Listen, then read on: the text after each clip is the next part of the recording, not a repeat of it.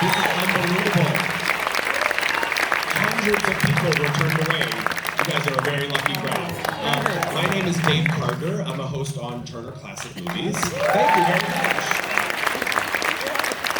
I have the distinct pleasure of bringing out 4 very impressive gents who brought this fantastic film to the screen. So please help me welcome them. Okay, the director of the film is here, Dexter Fletcher.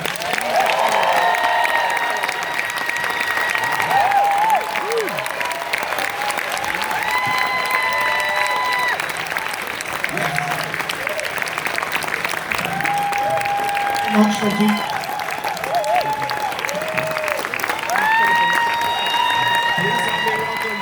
Subjects of the film and the lyricist of I'm Gonna Love You, I'm Gonna Love Me Again, Taupin.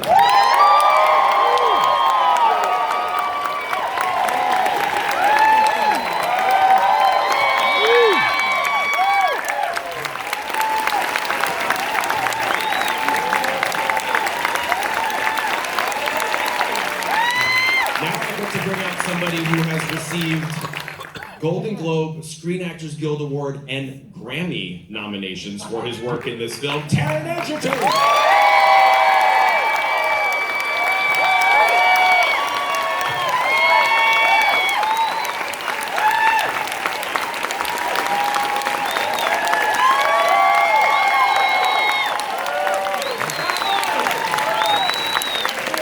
And that's it.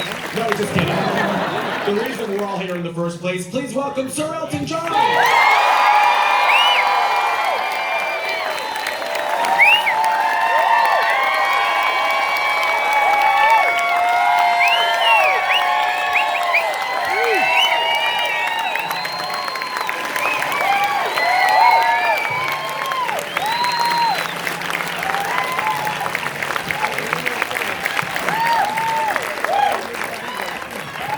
So cool to be with all 4 of you. Bravo! I want to start with you because, yes. Okay, clap if you've now seen this film 3 or more times.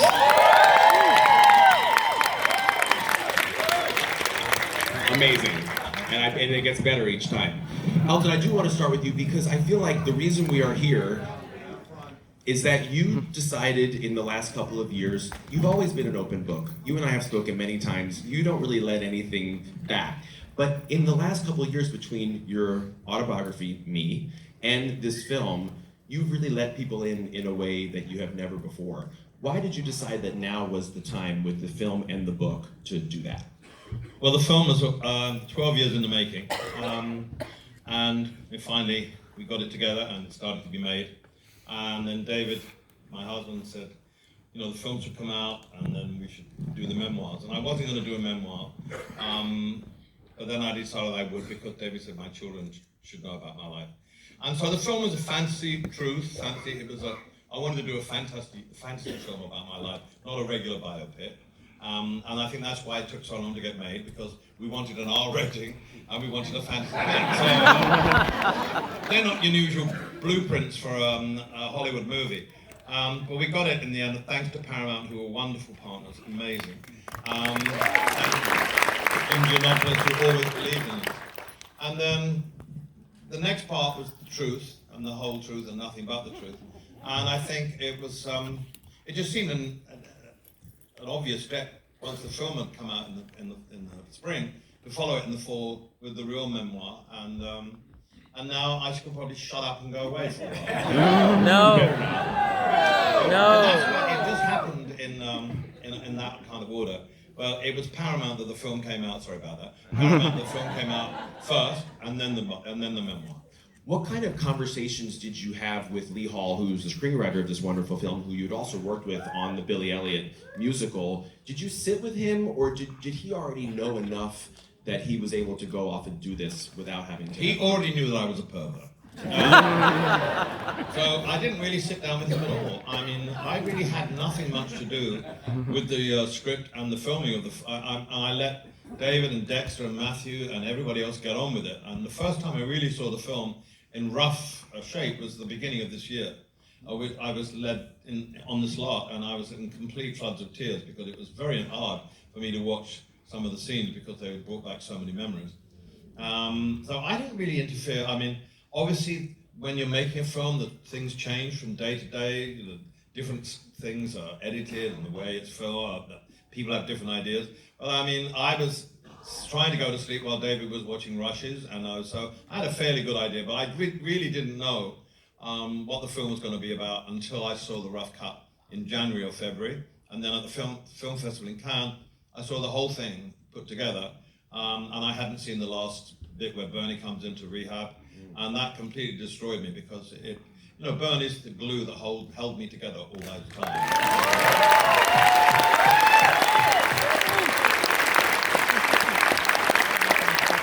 Honestly say that without him, I wouldn't be sitting here because, it's to have a relationship with someone as a friend for 52 years is quite remarkable. Yeah. To have that and a working relationship and still be together and enjoying ourselves so much is even more remarkable. So I have to pay tribute. And I realized when I saw the ending of the film how much that he'd meant to me for all those years. Without him, I couldn't have survived. And it made me cry. And it was a wonderful thing. I mean, it's really strange sitting in the Cannes Film Festival and thinking, what the hell are they going to think of this? And you're sitting there and I'm sitting next to Taron and I'm thinking, oh God. And then the Your Song scene happened and they applauded and I thought, phew, we're okay.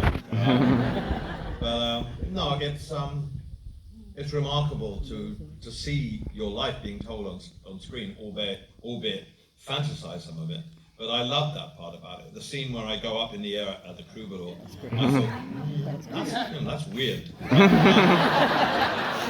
Crocodile Rock was not the song I wanted to choose, but it was a stroke of genius because Michael Stipe, who's a dear friend of mine, said that scene when you go up in the air and you're transiting and you have the audience by the palm of your hand. He said that's the first time I've ever seen it captured in cinema, how an artist feels when they have that 2 or 3 seconds when they know they're onto a great thing. And it was a stroke of genius. Thank you, Michael. Bernie, that actually kind of goes into what I wanted to talk to you about, because when the first time I saw it in, I think, April or before Cannes, that's the one thing I was really struck by, was how much the relationship between you and Elton, as portrayed by Taron and Jamie Bell so beautifully, is really the center and the heart of the film. And my question to you is, when did you realize, did you read an early script? Did you see an early cut? When did it hit you for real that your relationship was really such a focal central point of the film, in the heart of the film? Well, like Elton said, this movie has been around for a long time. And I originally saw original scripts for it. And I'll be quite honest, I was a little sort of distressed because I didn't feel that it was necessarily depicting it in the right way. But at the same time, I wasn't in the game enough to know what the idea about the film or the way the filmmakers wanted to depict it. And once I realized where they were going with it, I sort of definitely fell into line with it, It's a very surreal situation. If you asked me sort of in 1967 what my bucket list was, it certainly wasn't, I think in 52 years from now I'd like to see Jamie Bell play me in that wasn't really a high priority. So obviously, all joking aside, this process is something that I initially didn't really understand, but came to embrace 100% as it took off. And the things that I was a little dubious about initially were totally leveled by the ultimate package of what this became. It became something extraordinary and much, much more than I could ever have imagined. Taron, one of the things that I'm so jazzed about with what you've done, when I've seen the film a few times now, is that you are asked as the lead character in this film to do such wildly different things the spectacular, fantastical moments, the singing, the dancing, which I love, and then contrasted with these super, super intimate scenes. And that's one of the reasons why I was so happy to see you nominated for the SAG Award along with Leonardo DiCaprio, Christian Bale,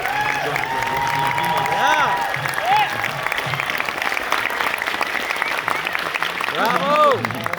What was it like with the scheduling of this film? Was it such that in one shooting day you were doing crazy big dance numbers and intimate scenes at the same time, or were you able to schedule it so that it wasn't so hairy? I didn't have a great deal to do with the scheduling. Yeah, it was, and more than anything else I've ever done, this movie, this role, kept me on my toes more than anything else. We didn't have the luxury of filming things chronologically, and the great joy of the character and the story is that, you know, Elton is nothing if not extreme, you know, and there are so many. You think? There is so many different things that we're asked of me on a day-to-day basis, but you know, I'm an actor. I have a very odd relationship with pressure, and it's you know, it's a joy to be able to in one moment play a timid, shy, slightly confused young man who doesn't yet know what he is, and the next minute to play this gregarious, huge personality with this incredible God-given ability. That's a thrill and an exciting thing on a day-to-day basis, and you know, every day we were presented with new challenges and new things that were just fantastically stimulating. And I have to just say, I've got to tag this on. This is truly, you know, the last time we're all going to be together as a gang. You know, in awards terms, we came out 5 million years ago. So thank you so much for coming out. Thank you!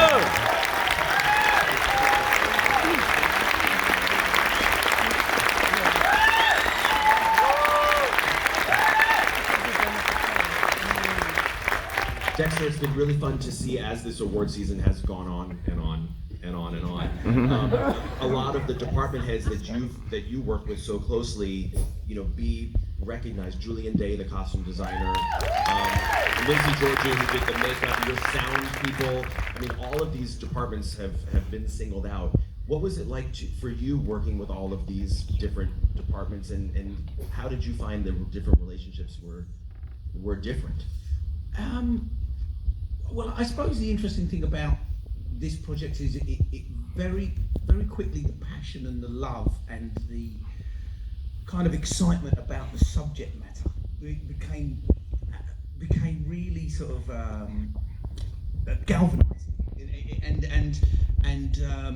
and so we, although things were tough, you know, it's a huge project to get up and over the hill. That we had this incredible passion and love and excitement to sort of take on board this incredible story and this incredible life, and try to just refract the lens a little, so that we could almost dare to put, which we were allowed to do, you know, with David and Elton and Matthew Vaughan, you know, the producers. We allowed us to try and elevate it and put our own voice to it in a way as well, and that's something I very much encourage with all the department heads. I made a point of saying no to everything in the first week. What anyone brought me, I said, no, it's not good enough, it's got to be bigger, which drove them all mad, and they all thought I was a complete arsehole.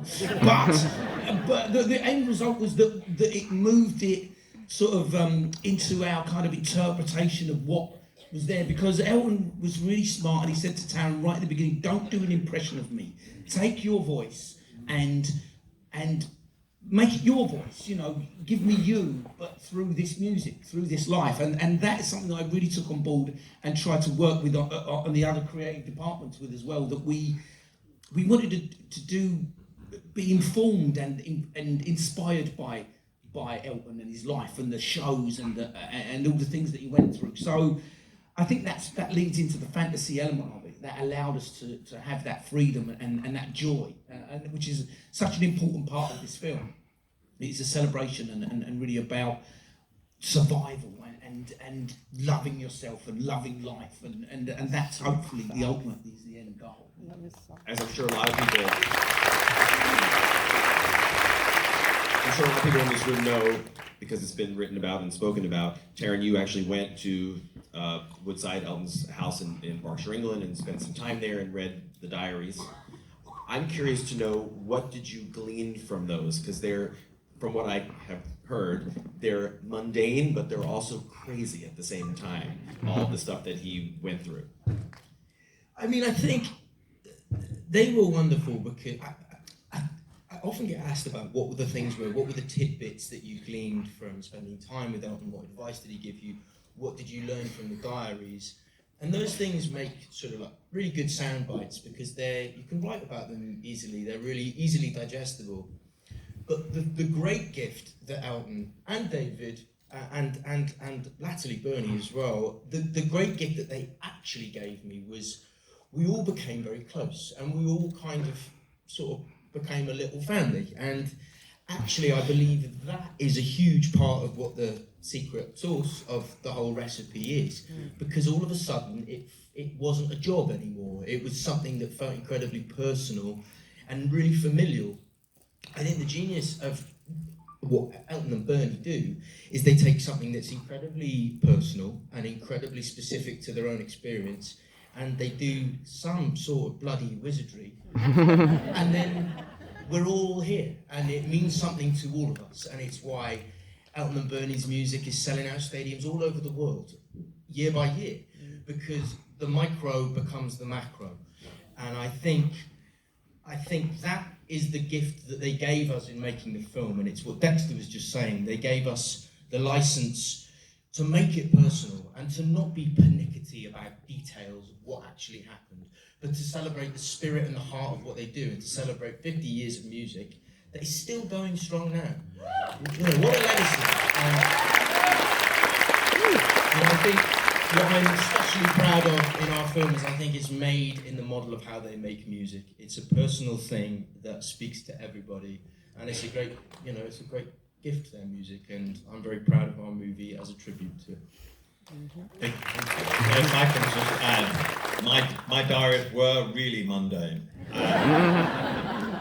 And I never wrote feelings or personal views on anything in them. They were just kind of a list. Like it was, got up, wrote Candle in the Wind, bought a Rolls Royce, had dinner with David Bowie. That was one day. Or something similar to that. There was one of the ones that sticks in my mind was fix the washing machine, wrote Honky Cat. At least he has I must have been lying, I can't fix a fucking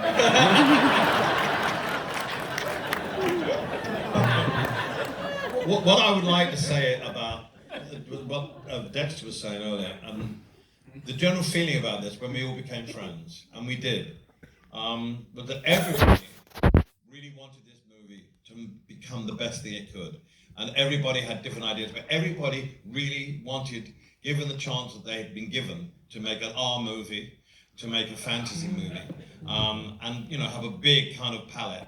Everybody tried their best to make the best movie they could, and that's why we became friends. And a lot of credit is to David Furnish, who's not on stage, and to Matthew Vaughn, who produced the movie. We did all become friends, and it was never. We had our mini battles about what should be in and what should be in, but it was only because people genuinely loved the story and they wanted the best for me, and I find that incredibly moving. And that's why, although we might not be together on stage together again, who knows, we might not, but we will always be friends for life. That's the most amazing thing. I hadn't met Jamie Bell since I did Billy Elliot, since I saw Billy Elliot. So we've all become so close as a result of working together.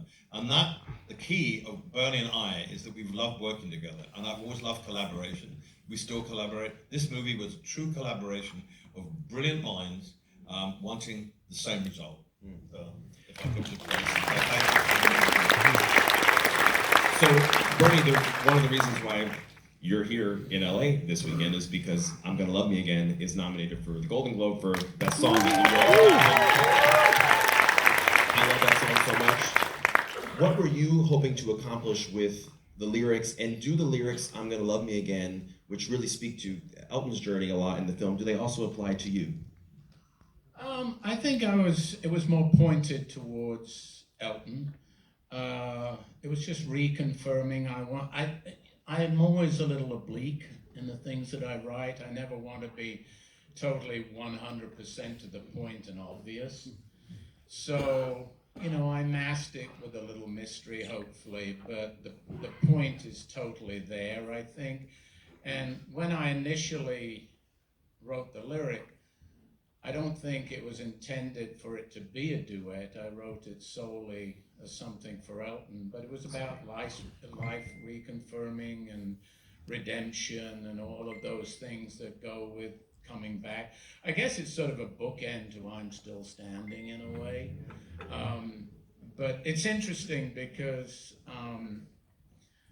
I never know what Elton's going to end up doing with something. And when I wrote the lyric initially, I wrote it very much in my mind as a sort of one of those sort of Tom Waits sort of slow waltzes, you know. It had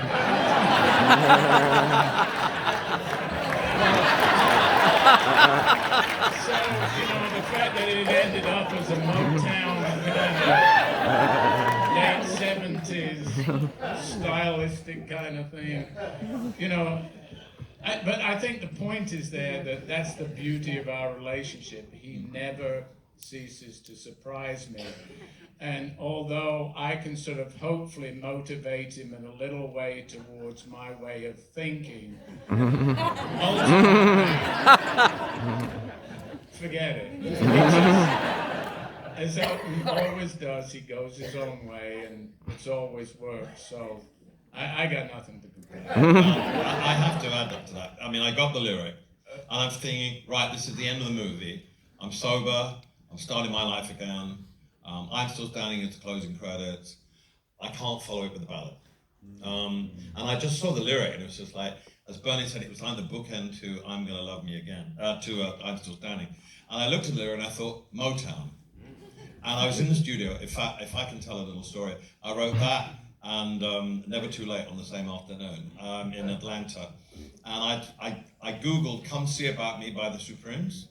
And I got the tempo from that. And I thought, right, that sounds all right. And I just went from there. As Bernie, it could have gone either way. It could have been a torch song, but I just figured if it's going to be at the end of the movie and the credit, it's got to be up. And when I finished it, I thought, I've got to sing it with Taron. How could I sing this on my own? He's the movie. He is the movie. And of course it was great because we ended up singing for the first time on record together. We'd sung on stage, but first time on record. And so, yes, I completely fucked Bernie's idea. But at the same time, you know, the idea, what I like about the song ultimately is the fact that it really is the two Eltons singing the song. So in a way, it's not really a duet. You know, it's a simultaneous Elton Johnson.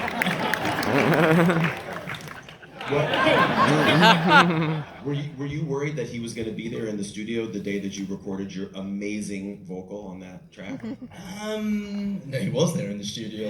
You told me you left when he He offered. He said, "Would you like me to leave?" And I was like, "No, what are you kidding me?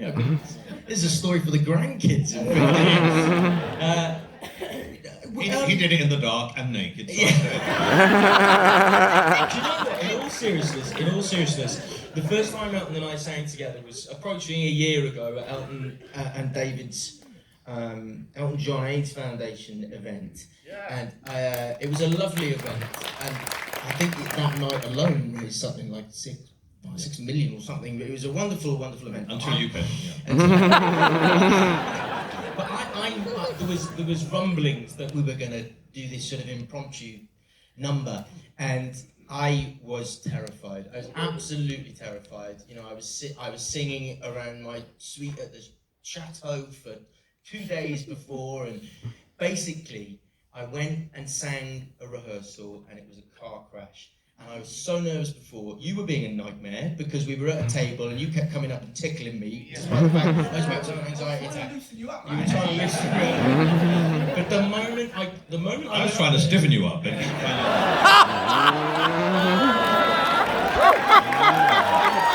Yes! Definitely walked into that one, didn't I? Unfortunately, you didn't.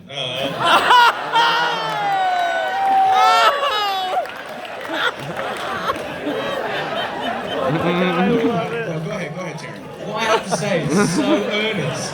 Go careful. Earnest, I can't follow that. All I was going to say was that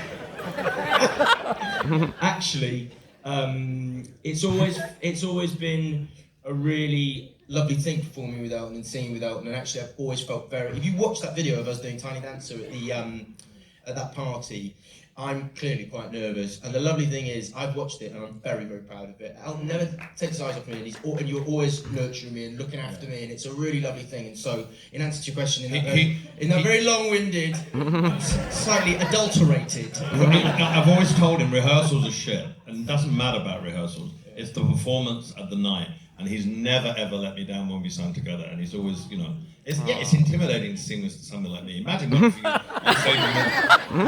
if you're on stage with someone who's really well known and you're not known to be a singer. Of course, it's going to be intimidating, but he's always been brilliant. Okay, so here's my last question. Given that the highlight of the Oscars last year was watching Bradley Cooper and your pal Lady Gaga completely reinvent Shallow on the Oscars telecast screen, have you guys already thought about how you're going to perform the song? Because it's going to be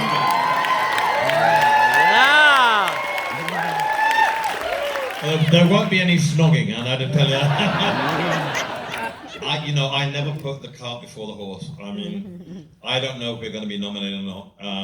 Well, think about it if we are. If we do get nominated, I should be thrilled, and we will be performing it together. I have no idea what we're going to do. I mean, if he doesn't have any idea, I certainly don't.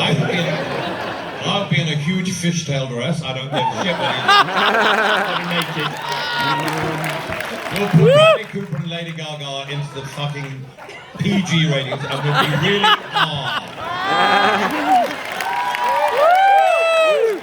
Yes! Guys, it's so great to be with all of you. Can I just, Yes, of course. super quickly. Along the sides here, there are lots of very important people from Paramount. I have to say to all of you, this isn't for the audience. Making this movie with you has been extraordinary in every department, from Jim Giannopoulos through to everybody, the marketing department especially. You have made this experience for me one of the greatest of my life.